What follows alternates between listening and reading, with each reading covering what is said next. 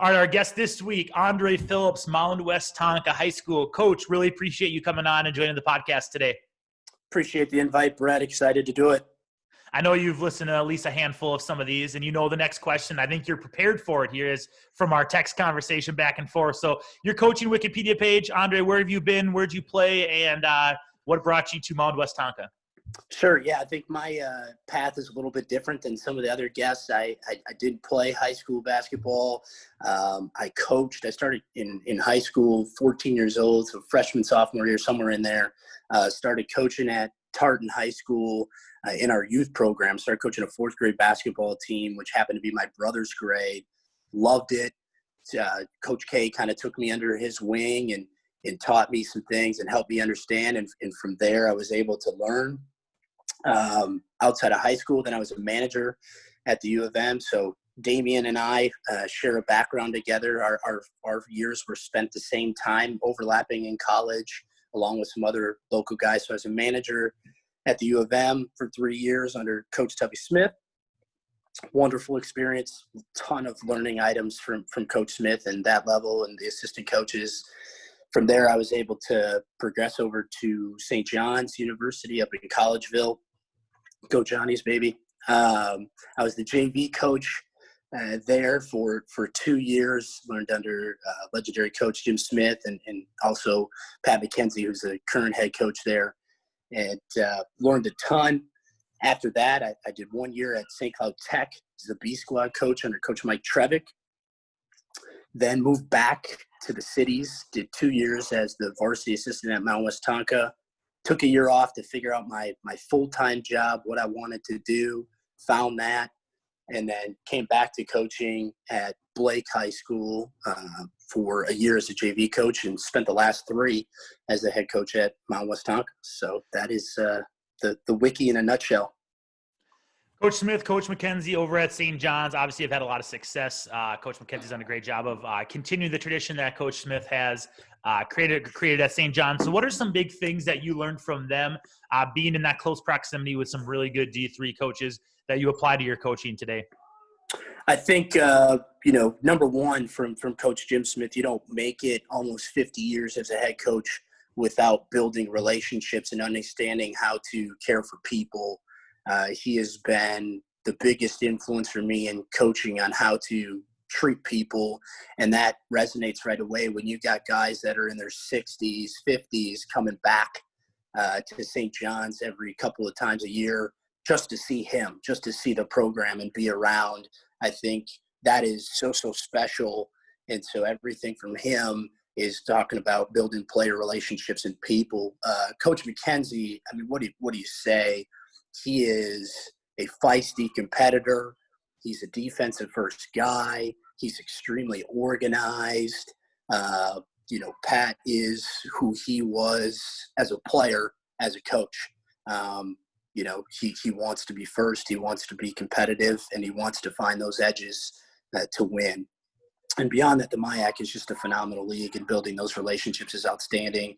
And we can get into it later. But the biggest thing is I don't think I've met a better run and jump coach than Coach Tower at St. Thomas when they did it back then with guys like Teddy Archer and John Nance and Tyler Nikolai. It's a thing of beauty. Their run and jump would give any team fits no matter the level. So nobody probably taught it better. And so I studied a lot how they did it.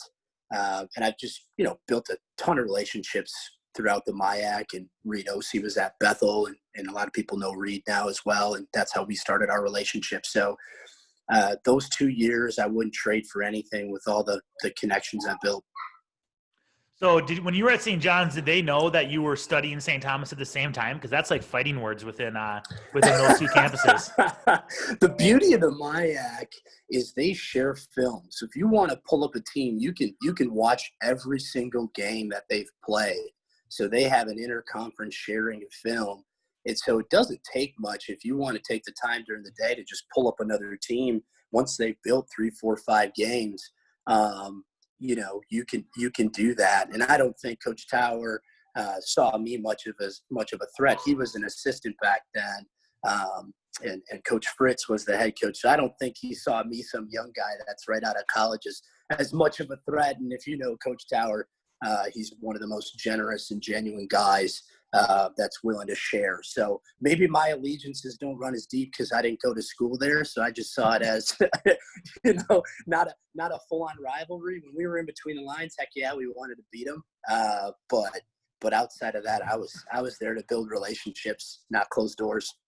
You mentioned you took a year off after your 2 years as an assistant at Mound Westonka to figure out what you want to do professionally. So you work in the private sector. You're not in the schools like most of the coaches that we've talked with. And I think there's some definite positives to that. And we talked with Coach McAllister from South St. Paul, who's a lawyer, and how he can bring in some of the skills that he knows from the career into his coaching and into helping educate his student athletes. And so what are some of the positives and then some of the challenges that you have found working in the private sector and then coaching in a public high school?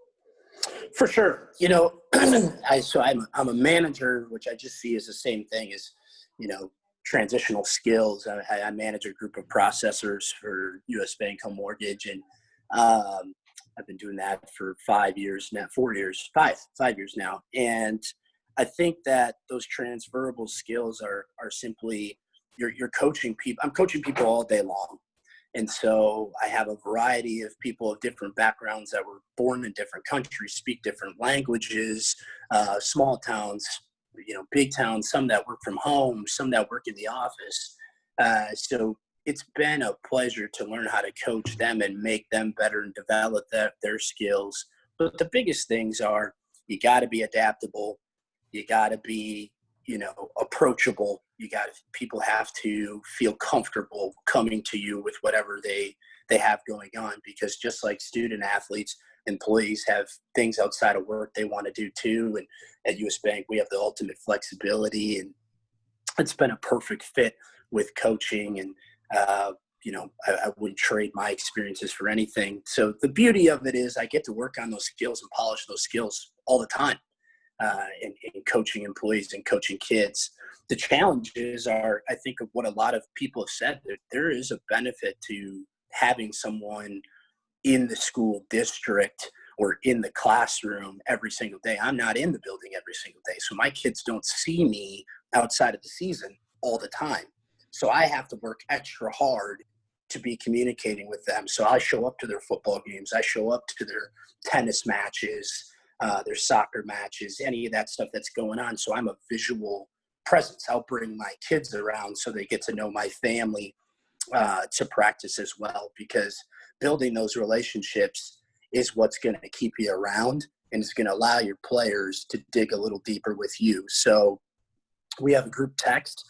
We're firing stuff in there all the time with each other. None of my staff actually is in the school building, which creates a big challenge for all of us. Now, a couple of them work in the community, but none of them work in the school in general. So what I've done is work extremely hard to build relationships with our principal, our superintendent, obviously our athletic director, our boosters, et cetera, to just be visible all the time. Now, luckily I live here, so I see people at the grocery store, or when I go for a run each day or whatever it may be, I see people.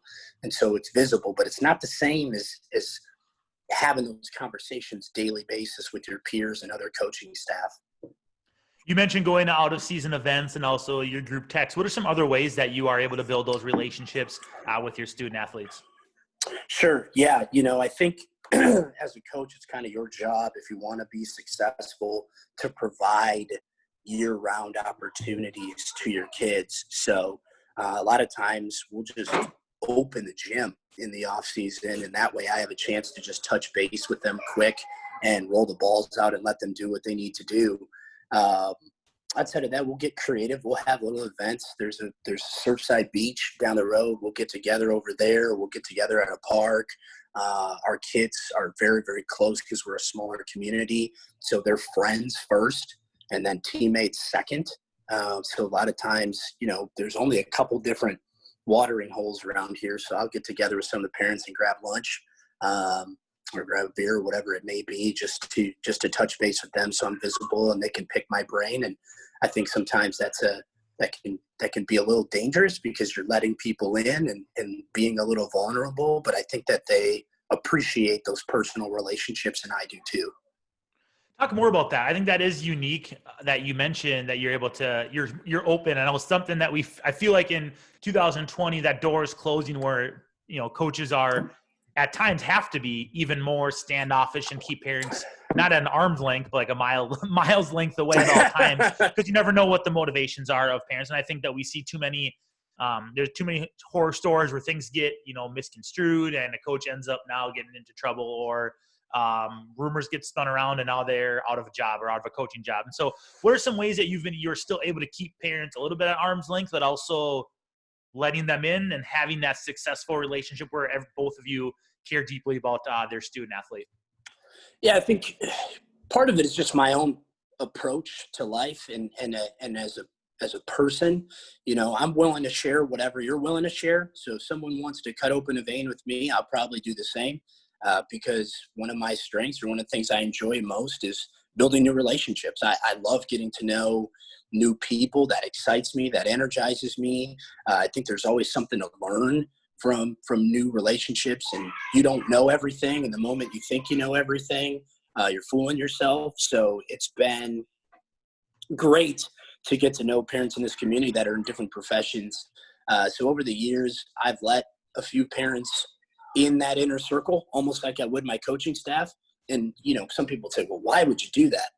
You got to remember, in our youth association, a lot of these parents coach these kids growing up. And so they do have a deeper connection to certain grades in their own kids than would be the norm. We don't have, for the most part, paid positions in our youth traveling program. So it is parent-led.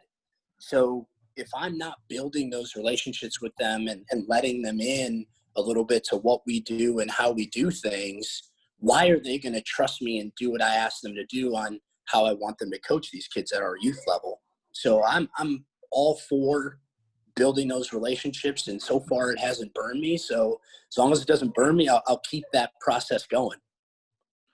That's cool. That's good stuff. Again, like I said, I feel like that door is just closing so much more where coaches are less likely to form that relationship with their parents, because at the end hopefully with their own parents, but with their athletes' parents, because at the end of the day, we're all in this together. We all want the kids to be, if you're in it for the right reasons, right? We all want to win, right? That's why we're competitive. Yeah. We want to get into coaching to win. I like to win basketball games. It's more fun to win than lose. But at the same time, we have to, we're trying to develop young men, and by forming that relationship with those parents, I feel like that creates a culture where it's like, hey, they might be pissed at you that you didn't play their kid that game, but when they know that you have that love and that care for their kid to be successful, I feel like those issues it's easier to get those issues washed away.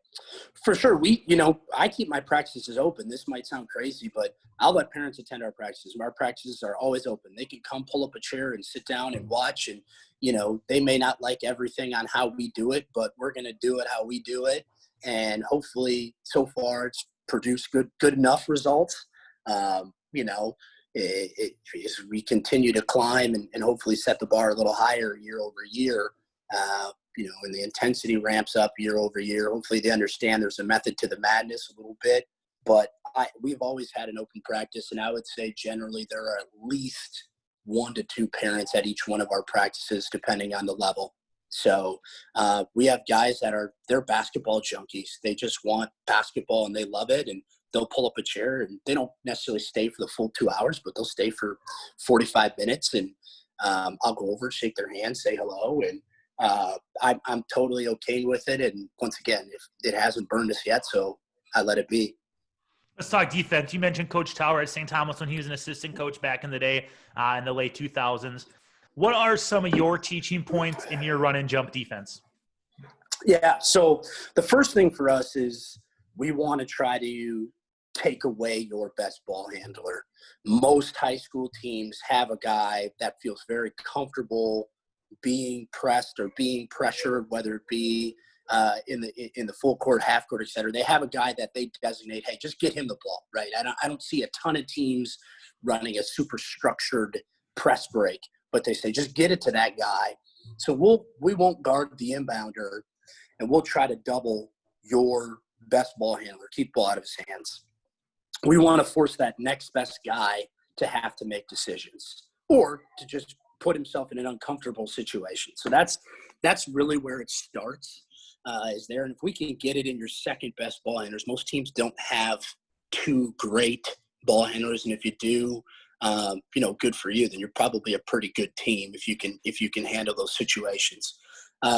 So from there, obviously traditional, you want to make them pick a side. For us, we don't mind if they want to go to their strong hand, because we know once we cut them off, so the guy on the ball, his job is to get one turn. So if you're on the ball, you guard to your ability. That guy can't beat you off the dribble fully, right? And if he does, it's got to be up the sideline, because then we're limiting his options on what he can do with the basketball. So we say get one turn. And we've got a kid that's played for us for about, this will be his 5th year of varsity basketball upcoming this year. And he's, and guys say, I don't know if I have a good enough ball, but, on-ball defender. He's 5'7", and he's probably 140, 150 pounds. And he's one of the best on-ball defenders I've ever coached. The kid's just a pit bull. And we just say, your job's one turn. Okay, so he's got to get one turn. And obviously we take then the next closest man opposite the basketball. And you're our trap guy, or you're our gapper. You got to control that middle gap. So we don't want to get beat up the middle of the floor. So if the kid starts making hard dribbles up the sideline, we're going to send that guy free to go trap him on the sideline, and everyone else is going to rotate. We're going to make sure that the guy on the ball sideline to full deny. You cannot let the ball at the ball sideline. It's the easiest pass. From there, we want to take away the next closest guy in the middle. And then we want to have one rim protector, and we'll leave the guy that wants to throw it back, right? Because if 10 seconds is our protector, and if you throw it back, we believe we can rotate enough to get another trap. But the gapper is most responsible for not allowing the ball up the middle, and that's really the secret to success. We call it an exchange. So if he starts driving up the middle and we're beat, the on-ball guy's beat, we'll literally just send him free, the opposite ball guy, and yell exchange, and he'll leave his, and they're just switching. And now we're hoping that we're forcing that ball handler to change directions back to the sideline where we want him, and we can get another trap and another rotation. So that's really, in a nutshell, our basics. Now we'll do some other calls, so if we're going 55, that's our basic run and jump. If we go double fist, we'll trap the first pass on the inbounds and rotate out of there. If we call face, then we'll face guard to full deny the ball in. So then we take a guy off the inbounder, and we put him around the 3-point line so nothing gets beat over the top. And we'll do that in late game situations, or when we really need to try to steal a possessions, just to give a mix. But those are the 3 kind of variations, but typically it's just the first one. That's similar to what we talked about with Coach Bigler, that podcast that came out on Monday, when we talked about in the half court, when you get beat, is just keeping your feet moving and finding the next guy. So I like that exchange concept. How do you and I've talked with I think it was Dame a while back, but how do you teach kids to keep their feet moving? Because I feel like so often, and my guys are guilty, we're a press team, as you've seen us play, we're a press team, and other teams just in general, kids, when they get beat, their natural instinct is like, and they maybe put their head down or they hesitate. Sure. How do you teach kids to keep their feet moving and finding the next guy on defense? So the way we drill this, right, we'll start off the beginning of the year and we just say, hey, we're going to run our one-on-one turn drill. And it's just your old school, one guy's got a ball and he's going side to side, up the floor, and another guy's just turning his hips and moving his feet. So we talk about not crossing your feet. We talk about big steps, but then we transition it. So we'll go down the first time about 50%, just, doing technique. And then, we'll progress to, okay, we're going to go 100% and you got to try to beat him. And we'll yell a lot of times, don't slide, sprint. And I listen to that podcast, and that's a lot about what Coach Bigler talked about. And that is key, sprint. Don't worry about that you got beat. Just recover, because it's the recovery that's going to put pressure on a team. It's got to be relentless all the time, where we will trap beyond half court. So if you dribble up the side, if you dribble up the middle, and then all of a sudden you cross the half court line, you start going to the sideline, we'll go get you there, because now you can't pass back. And now the floor is shortened, so we have to guard less space. And so we put more pressure, right? Against really good teams, when we played with Konya, They have really good ball handlers, and they have a couple different guys, but you're hoping that you're wearing them out. And for us, our full court defense blends into our half court where we switch a lot, 1 through 4, 1 through 5, and sometimes 1 through 3, depending on the matchups, whether we like them or not. And so that blend allows us to have, other teams might see it as mismatches, but it allows us to have versatility, to not worry about who is on who and when or where on the floor. It doesn't matter, because we're going to end up switching some of these actions anyways, and we'll get back to the matchups we like. So for us, that's the most important teaching points of our run and jump, but recovery. I mean, it's all about recovery. So from the one-on-one turns, we'll go down the middle of the floor where they got to stay between the lane lines, and they'll play one-on-one, full court, all the way. And they'll go down and back, so each guy gets a chance on offense. From there, we'll work into 2-on-2 so that you learn the exchanges and you learn the traps. And then we'll go straight to 4-on-4. The 3-on-3 doesn't really make a difference. You're just adding the sideline guys. So we'll go 4-on-4, and then we'll add the rim protector last. And that's how we teach it. And we usually can teach it and be decent at it in a week, pretty solid at it after 2 weeks. And by the time we get to go play somebody else that doesn't know what we're doing, most teams do a scrimmage. By the time we do that, we're able to fix a lot of the mistakes. And it just kind of rolls from there the rest of the year, and we get better on it as the year goes, and we'll tweak some things based on personnel. Are you in this every possession make or miss dead ball, or do you mix it up? We're always dead ball, and we're always on makes. I have not explored doing it off of misses. I want to take a look at what that looks like this year, because we have different personnel than we had this past year, where we might need to play a little more like you guys, where we try to, score 80, 90, because that's the mentality that my kids have, that we're bringing up this coming year. This group that I just had was more defensive first, so we were a little more conservative with the chances we took, but we wanted to keep pressure on you. I've never done it with makes. I'm interested with that. Obviously, you got to assess the risk reward for yourself as a team and figure out, is it worth it? So your conference and section, I know your conference is changing up here in the next year, but you have in your conference, if you look at some of your scores, and we've talked about this throughout you have some teams that really try to slow the game down.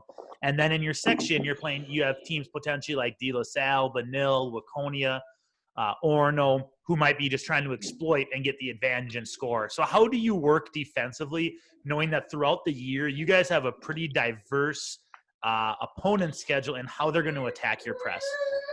Yeah, it's, as you mentioned with the 2A schools, we get some mismatches where they just don't have as many kids, so we can exploit a little bit more and take a few more chances, because there's guys we're not afraid of shooting the basketball. But then when you get to the schools that are our size or at our level or better than our level, you have to take more calculated risks. And so I would say the difference is just determining how aggressive you want to be, and then also determining who you're willing to get beat by, right? If you have 5 kids that can score double digits for you on the floor at any time, you're probably pretty good. So in those chances, we're probably going to take less risk in trapping. We're just going to try to wear out your main ball handler, and we hope in the second half that pays dividends, kind of like a boxer, going to the body. We hope that, you run out of wind and you make a couple mistakes that you normally wouldn't because you're tired. But if you don't have as many guys, as many, players, we'll be a little more aggressive, because we want to speed you up and we want you to make mistakes, and we want to put you in uncomfortable situations. We want the guy that averages 2.5 points per game to take 10 shots, and let that fall where it may. So that's really the biggest difference. The better the team with the more ball handlers, probably the less chances we're going to take, and we're just going to wear them out, because we play 8 or 9 guys. So a lot of teams in our section might play 6, might play 7. So we hope that, and they're probably inevitably bigger than we are. We're pretty small. So we hope that pays dividends over the course of the game. That was 10, 11 really good minutes on defense. So I would encourage you, for those listening, to run that back. Coach got into some really good details on the run and jump rotations and where he wants that trap coming from in the front end of that. So that was a good chunk of 10 minutes on run and jump defense. We'll transition here to offense. I know you're dribble drive based. Let's start with transition. Are you, as you mentioned last year, you're a little more conservative, kept the points down a little bit. This year you tend to get out and run. So maybe you don't have a great answer for this, but I want to talk about maybe last year, maybe what you planned for this year, however you want to attack this question. How do you go from transition offense, and then how does that flow into your dribble drive? Sure. So we always want to run, make, miss. We want the ball outlet, and we want to go. We want to get the ball up the floor quickly. We want to flow for the most part into our general dribble drive positions, right? Your typical slot, corner, and then big guy opposite ball. But what we'll do off of miss is just because I've, Coach Smith at the U of M, Coach W. Smith always, just ran drag ball screens. We like that action a lot because I think the biggest challenge that most people have in running dribble drive is how do you keep your post involved? Well, that's one way to get him involved is with ball screens. So we'll run just a drag screen and let him roll and play out of it. But the biggest things for us, no different, and this is, Klinger's fast break methods, or at least were when I was around him in high school and going through those deals, is we want to get the ball thrown up the sideline as quickly as possible if we can. We teach that kid to rip it baseline 9 times out of 10. Now, if no one's guarding the middle, then he'll go ahead. But we try to teach him rip it baseline. If he gets cut off, his first eyes are opposite corner. Well, I should say that his first eyes are front of rim. So we teach our big to replace. Coach Bigler talked about, post. Teach him how to replace. Teach him banana cuts. Teach him that stuff. We drill that stuff all the time. So Coach Biggs, Mound Westonka, you can come over. Our bigs know what they're doing. So so we'll teach our kids to go front of rim, or if he dribbles middle, they'll go short corner, right? And then we want him to swing, step, and finish. But we'll teach our guard pitch ahead. That kid's got to rip it baseline hard. He's looking to score. He'll skip it opposite to the corner. If he can't get it to the corner, we want that kid that threw it ahead to replace behind on that ball side wing so he has an outlet to throw it back.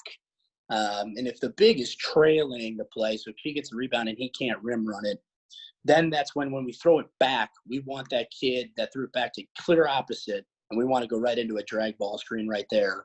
And it's, he can just go ahead and play off of that. We teach our bigs most often to roll because we didn't have bigs that could shoot it from the outside that well. This year we'll be more perimeter based, so we might allow our bigs to pop a little bit more and step out and shoot it because I got one that can really do so. And I want to implement, something that you and Damian talked about a little bit. The biggest challenge in dribble drive is there's not a lot of screening. So I'd like to start more of our possessions early and often with some screening and then flow into dribble drive. So we might mix in some motion strong principles just to get some of that. Augsburg ran that when I was back in the MIAC with Coach Grease, and they did a phenomenal job. They had a kid from LeSueur Henderson, I swear, he was about 5'9", and the kid would just come off those staggers and just drill them. And he averaged like 14, 15 points a game. You're going, what is this 5'9" kid doing, just killing us? And so now that we're going to be a little more perimeter oriented, I want to do that. But getting into the dribble drive after that, we're basically aligned how we want to do. Again, we've slot, corner. And we've got our big below the rim. And for us, teaching dribble drive, you can look at the Vance Wahlbergs of the world, Greg Campy, Matt Lynch at Leicester High School in Massachusetts does a great job in providing content. We've kind of blended all three of those ideas, but the biggest thing for us is teaching the vocabulary. So we have single word actions. So each action that we want to run is tied to a single word. So we don't really mess around with plays.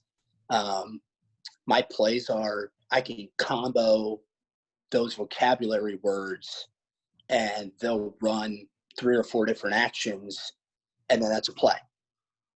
And you can mix and match them however you want, as long as they make sense. Obviously, you don't want to flow together actions that don't work, don't provide, double gaps, triple gaps, spacing, getting the shots you want. If you're a dribble drive team, you probably hear the saying all the time, I like threes, but I love layups. And that's kind of our philosophy that we tell the kids quite often. Good stuff there. You talk about single word action. So without giving away all of your calls, what is your most efficient action that you guys run? If you're like, not like you're going to a set or you're coming ATO where you're trying to get something where you need a bucket, Yeah. but it's like, we're on an 0-5 run, or we're down 5-0 on a run here. We need a bucket. Ball's flowing. What's your go-to action, right? You think that consistently you're seeing maybe the most points per possession, or where you're just having the most success? It's going to sound like the most basic thing ever, but we just call it a loop fist. And all a loop fist is a slot to corner dribble handoff with a ball screen. And that action, for whatever reason, puts a lot of pressure on defenses to decide what they want to do. So a lot of people switch dribble handoffs. That's great. But if you switch that action, that initial dribble handoff, and then that kid's got to figure out how he's going to guard a ball screen, that action is so simple, but we always seem to get something out of it. What we get most often is the kid coming off the ball screen is able to turn the corner. Because keep in mind, our post is coming from opposite block. So that's a lot of ground for that big to cover. And we'll take that opposite slot guy. We'll interchange the backside. We'll flare the backside. We'll have him just cut through and get out of there. So he just cuts down the block and then back out to the same side corner. But that action opens up your double gaps. It gets your big man involved. And a lot of times people use the ball side corner guy. We personally don't come off corner, but ball side corner. But a lot of times teams will use the ball side corner guy to protect the roll man. Well, then we would call that a kick, where he'd throw it back to the guy that handed it off to him. And we love corner threes. We shot 40% from the left corner three and 46% from the right corner three. So that's a shot we would shoot if he kicks it back to that guy and knock it down. But that action is probably number one. Number two, again, it's going to sound so simple, but if you just want a quick touch for your big, we'll call a blur duck. A blur is just simply, if I've got the ball in the right slot, the left slot guy is going to cross his face. Don't screen the guy, because every ref's going to call it a moving screen if he touches him with a finger. So let him blur through and get that kid mixed up like he's trying to attack. And then the post will come and seal in the middle lane. We don't teach posting up on blocks.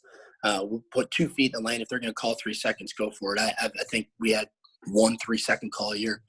And we'll just throw it over the top to our big, right in the middle of the paint, and tell them to finish it. No dribble, just catch it, finish it. If teams collapse down, once again, we've got our guys in the corners where we want them, and our bigs are pretty cerebral and throwing the ball out to the corner and knocking that shot down. But those are two that we run a lot. Switching. A lot of teams switch, especially because we play a lot of likes. We'll run similar to a loop fist, we'll call it a snap fist. So it's a slot-to-slot pass, and then the guy that receives it's going to throw it back. So as soon as he hears switch, he'll throw it back to the guy that handed it off to him. And then we'll bring the big up and just run a ball screen again to the baseline side. Coach Bigler talked about in his deal, about having it's a tough situation, a tough thing to guard. But again, it's a different angle. And that kid a lot of times is able to just turn the corner. For teams that don't come off the ball side corner, a lot of times he's got a free layup. And if he doesn't, the guy opposite corner is coming to help to protect the rim, right, to take a charge. And we teach different things in our one-on-one drills to avoid that charge. But he's skipping that ball out to a corner. It's an inside-out pass. And that guy, again, has a knockdown three. Big part of dribble drive, obviously, is being able to finish at the rim. You mentioned you like threes, but you love layups. And so what are some ways that you teach finishes? Because if you're going to be attacking the rim, if you're not going to be a straight 4-out motion, run stuff through the post type team, finishing at the rim is important. So what are some ways that you drill and teach finishes to supplement what you're doing in your half-court offense? There's 2 things I can say with that, okay? Number one, when I was a young coach, just starting as coaching 5th, 6th graders, I tell Coach Klingsborn, I just can't get these kids to make layups. I don't understand why they can't make layups. He goes, Andre, Coach K's voice, you got to love him. He goes, Andre, they're not making layups. because you don't teach them how to make layups. And I thought about it and I said, yeah, you're right. I'm just assuming that they know how to make a layup. We don't practice layups. So every single day, you can ask any of my kids, what's the first drill we do every single day? Mic and drill. So every single day we'll start off after we stretch and do what we need to do and meet for 2 seconds. We get into mic-ins. So they'll do your regulars, they'll do your reverses, they'll do your longs. And then there's a couple other ones that, I've seen some of these trainers doing with these virtual workouts that I want to mix in. But every day we'll do mic-ins. Then typically we'll go right into 1-on-0 ball handling, but also finishes. So for us, we'll split up guys on the right-hand side. So if you got a full court, you take 6 guys. I don't know how many you guys practice. You take 6 guys and put them on the right-hand side of the court, put 6 guys on the other hoop on the right-hand side of the court. And we'll just do our 1-on-0 stuff. And you're mixing different finishes. Inside hand, jump stop finishes, reverse pivot finishes. We teach Euro steps because at this age, a lot of kids can do them. And if they're going to do it, we're going to teach it. Reverse finishes, floaters. And then we'll do the biggest secret, I think, is a lot of guys teach dribble drive and kids panic and they pick the ball up. And if any of these guys, you listen to anybody, that's just a death sentence. You're going to have a lot of turnovers. And we talk about don't throw the pick six. Coach Bigler, I smiled when he talked about, he gets a lot turnovers of turnovers are touchdowns. Yep. We call it a pick six. So we talk about that pass where you drive in the paint, you're going to throw it back out. You better be darn sure. Don't throw the pick six because those are game killers. Those are ways that you can lose games. So we turn those into Barclays. If a kid cuts you off, we call it a Barkley. Well, now you've brought it inside. You got stuck. Now you turn your back to the player and you turn it into a post-up. And so that's every single day is Mikins and then our 1-on-0 stuff. And then we'll mix in some other competitive stuff. But then the other piece is, the blood series, the Coach Calipari blood series gets really, really competitive with kids. And that's fantastic. Last thing here, scouting reports. I know you have mentioned it earlier in preparing your kids if it's defense, if you're switching 1 through 3, 1 through 4, 1 through 5. And so what goes into your scouting reports? And then how much do you share?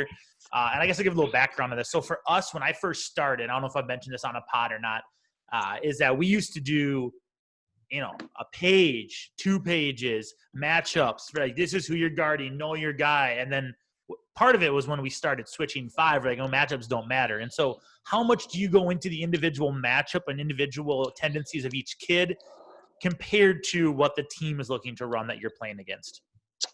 I will say this. Coach W. Smith said it very simply. At the end of the day, basketball is a game of one-on-ones.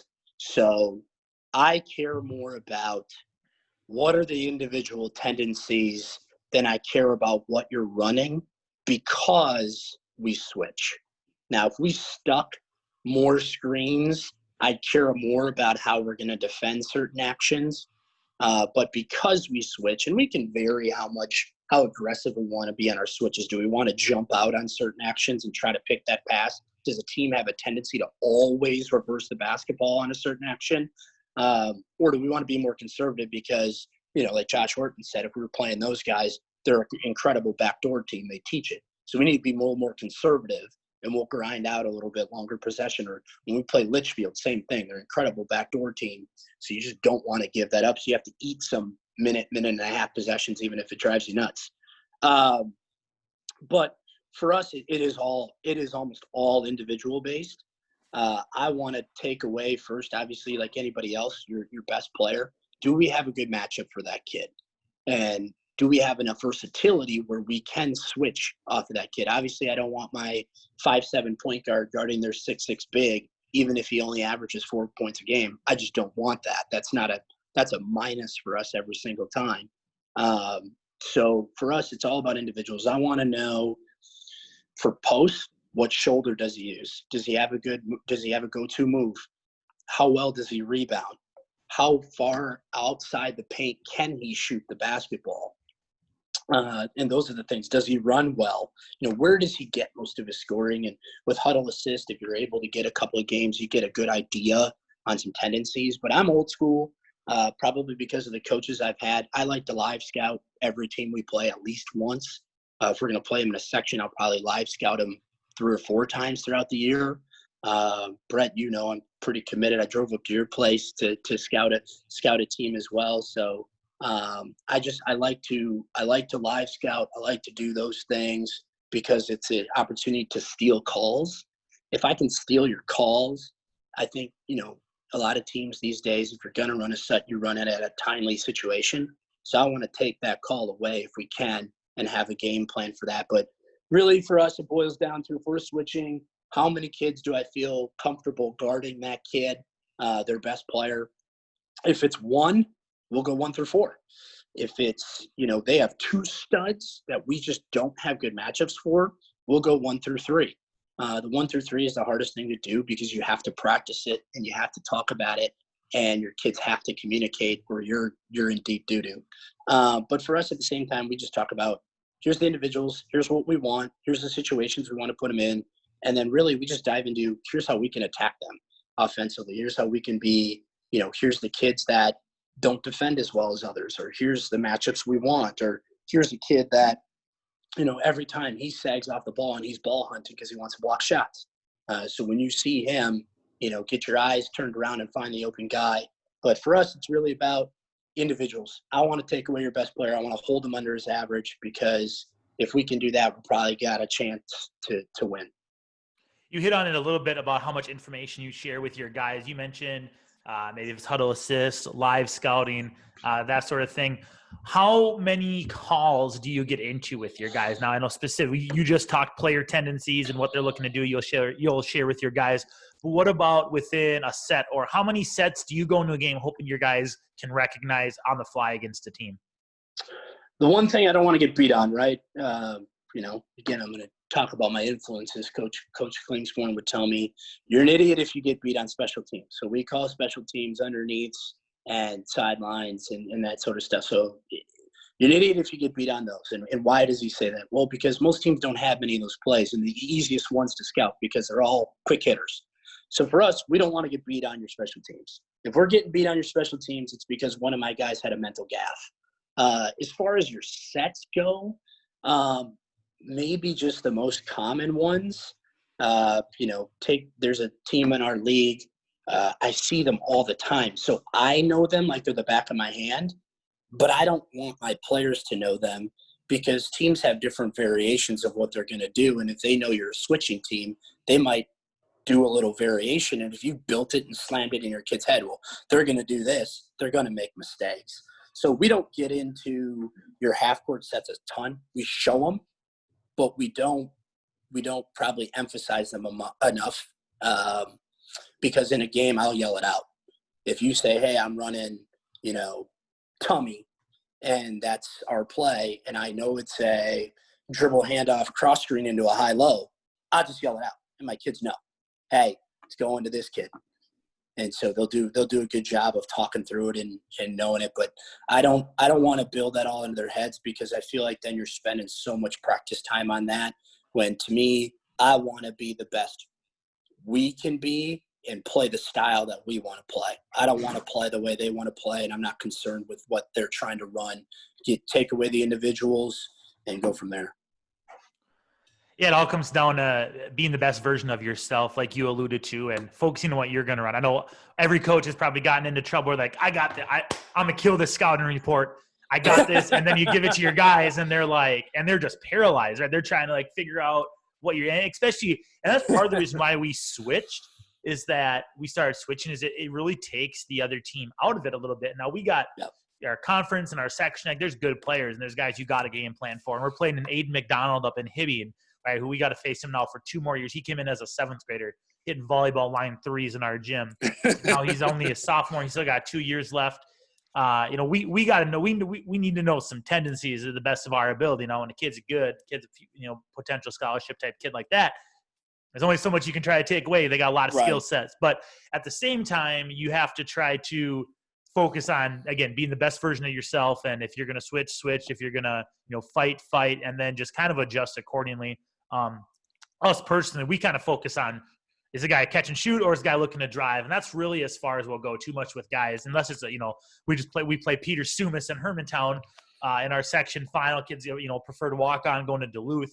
Kid that we've seen for 3 years in our section, really close with Coach Fensky up there, and we know lots that we can go a little bit more deeper with a kid like that. He's scoring 28 a game. But for the most part, does this kid shoot? Does he drive it? Is he post? Like you said, which shoulder is he going? Real quick, Coach, here, we'll finish with this. You mentioned you have some plans for COVID-19 with your summer planning. What are you willing to share, and what do you want to keep close to the vest because you don't want anyone stealing it from you? Sure.